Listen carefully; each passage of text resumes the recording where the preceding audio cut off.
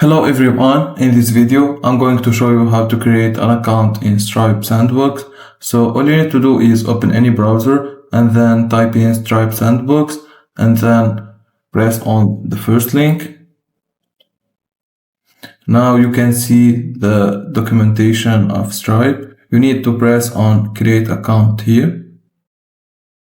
After that you need to input your email, your full name, your password, and then you can toggle this off if you want, because this will send you emails from Stripe about product updates and everything, and you can leave it and you can unsubscribe at any moment. Also, you can sign up with your Google account. After you input your email, your username, and your password, you will be redirected to this to input your business name and business website. You can skip it for now.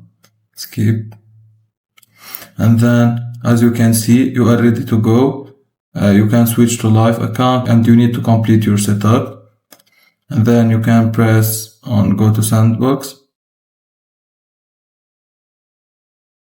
Now you need to verify your account and your business, and that's it. If you find this video helpful, don't forget to like and subscribe, and thank you for watching.